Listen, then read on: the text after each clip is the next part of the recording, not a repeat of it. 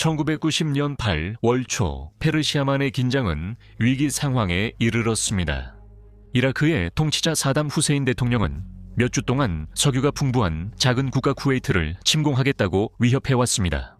전 세계는 사담이 물러나길 기다렸고 실제 공격을 믿지 않았지만 새벽 2시에 8월 2일 그의 탱크들이 국경을 넘어 쿠웨이트로 진입했습니다. 저항은 거의 없었습니다. 결국 쿠웨이트는 1만 7천 명의 병력밖에 없었고 14만 명의 이라크군과 쏟아져 들어오는 1,800대의 탱크에 맞서기에는 역부족이었습니다. 하지만 사담은 서방 국가들과 아랍 국가들 모두로부터 비난을 받을 것이라는 점을 고려하지 못했습니다. 5일 후 미국과 연합국들은 군사행동을 개시했고 사막의 방패 작전이 시작되었습니다. 워즈 오브 더 월드에 오신 것을 환영합니다.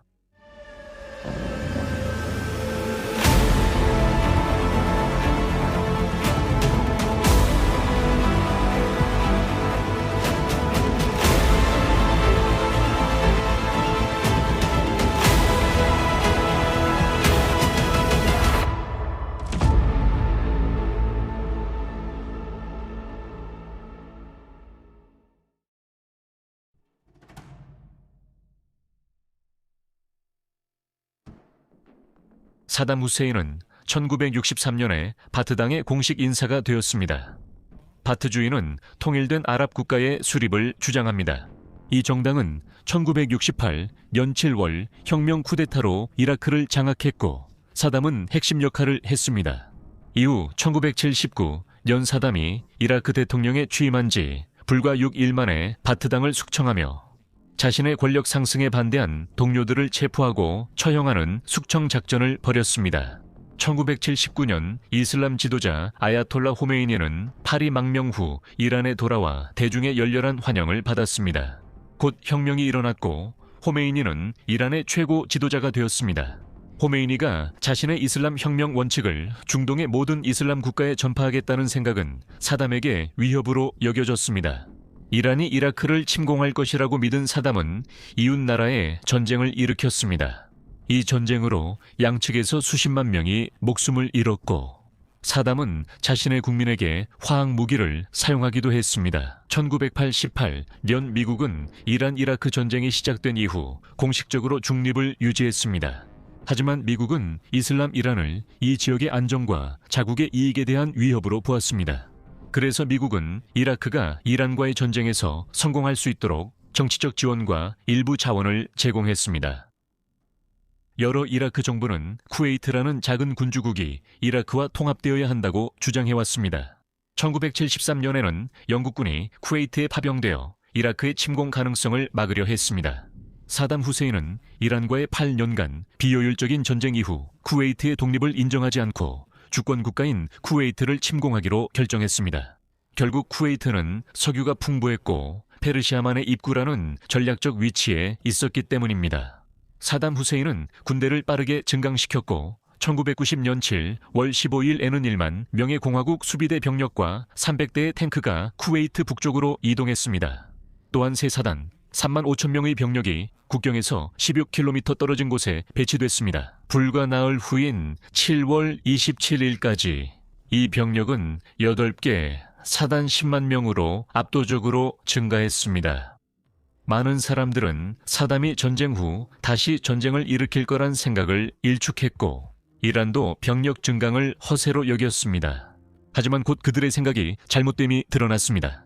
1990년 8월 2일 이라크의 메디나와 하무라비 사단, 즉 공화국 수비대의 두 강력한 기갑 부대가 쿠웨이트를 외부 세계로부터 고립시키기 위해 쿠웨이트를 공격했습니다. 타와칼나 공화국 수비대 사단은 사우디아라비아와의 국경을 강화하기 위해 배치되었습니다. 다음 날 1,800대의 전차와 14만 명이 넘는 이라크 병력이 쿠웨이트로 몰려들었고 쿠웨이트인들은 이러한 군사력에 맞서 자신들을 방어할 기회조차 없었습니다.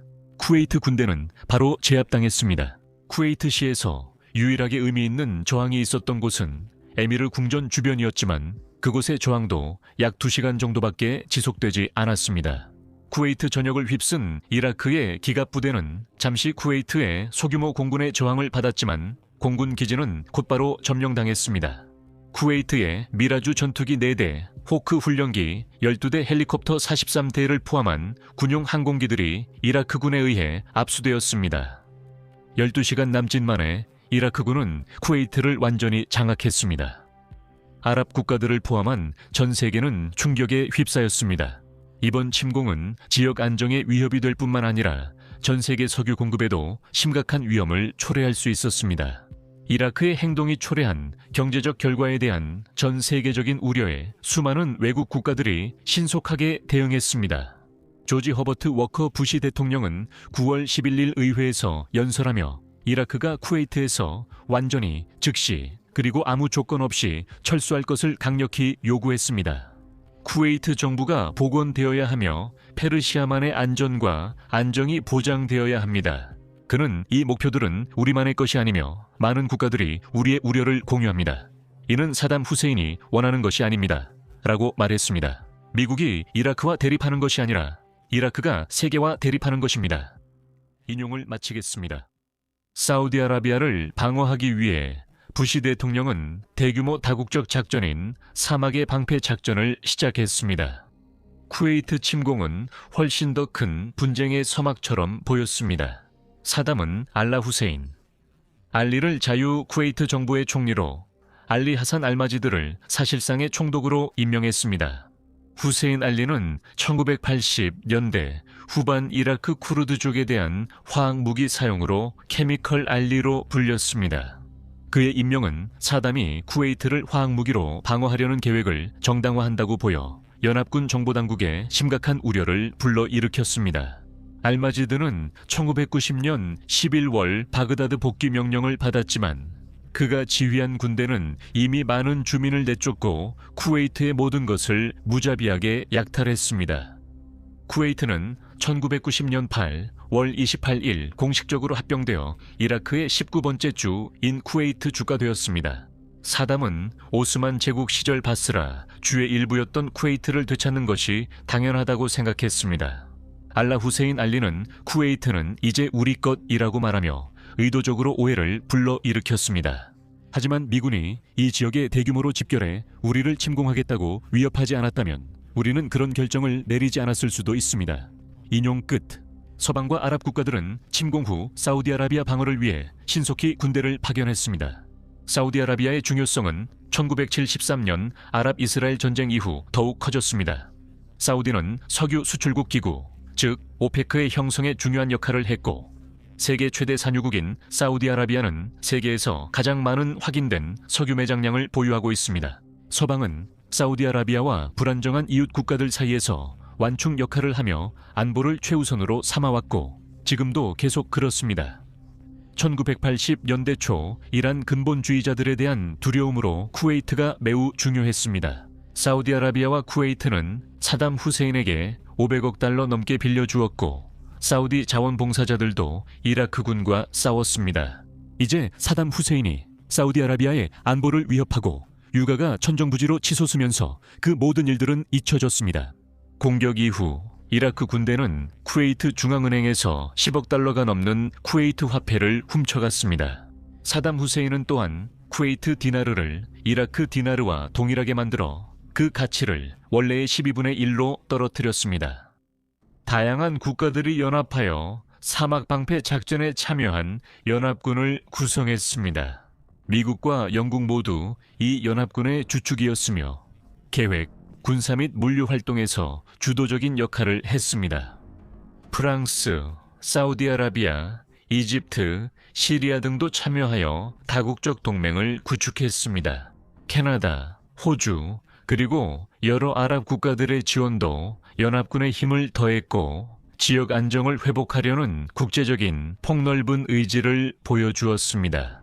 그 결과 미국과 연합군 병사들이 신속하게 사우디아라비아를 방어하고 추가 공격을 저지하기 위해 파견되었습니다. 다음 몇 주 동안 수많은 나라에서 수십만 명의 병사들이 이 지역에 투입되어 작전에 참여한 군대가 충분한 보급품, 장비, 그리고 수송수단을 확보할 수 있도록 했습니다. 준비 과정에는 그 지역을 장악하기 위한 대규모의 물류 계획이 포함되었습니다. 미군은 첨단 무기와 비행기와 같은 막대한 자원을 동원했습니다. 광범위한 훈련도 전투 상황에 대비한 준비 태세를 보장하기 위한 준비 과정의 일부였습니다. 전략적 군사 목표를 설정하기 위해 이 연합군의 작전적 일관성은 필수적이었으며 작전을 위해 필요한 지상군, 공군력, 해군 전력의 성공적인 배치는 협력 훈련과 지속적인 소통을 통해 가능했습니다.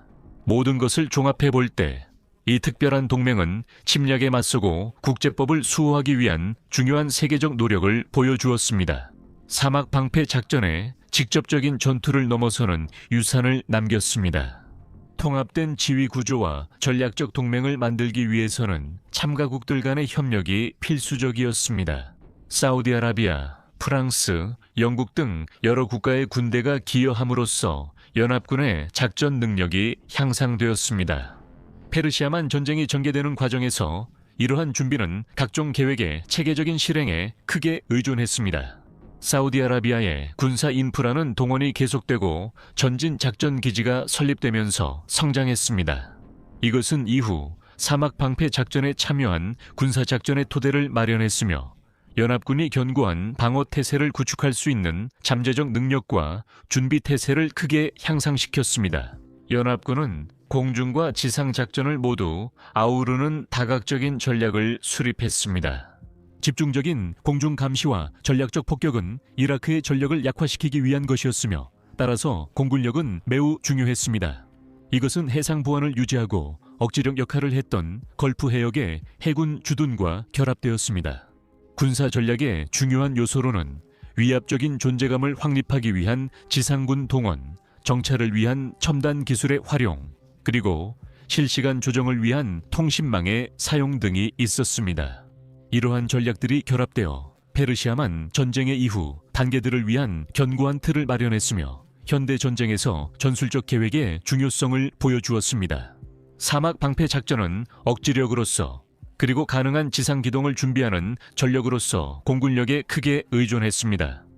F-15와 B-52와 같은 첨단 항공기들이 투입되었습니다. 미국과 연합군 동맹국들은 폭격기를 사용해 해당 지역의 제공권을 확보하고 이라크로부터의 모든 공중 위협을 성공적으로 제거했습니다. 이러한 제공권 확보 덕분에 지속적인 정찰과 감시가 가능해졌고 이는 사막 방패 작전에서 임무 준비에 매우 중요한 역할을 했습니다. 사우디아라비아 국경을 따라 연합군 병력을 배치하는 것이 지상 공격의 주요 목표였습니다. 여러 국가의 지상군이 중요한 위치에 배치되어 이라크의 적대적인 진격을 저지했습니다. 연합군의 방어 태세는 인원과 장비의 협조를 통해 어떤 위협에도 신속하게 대응함으로써 강화되었습니다. 합동훈련과 연습이 이루어졌습니다. 작전이 진행됨에 따라 여러 군사 집단 간의 협조가 향상되었습니다.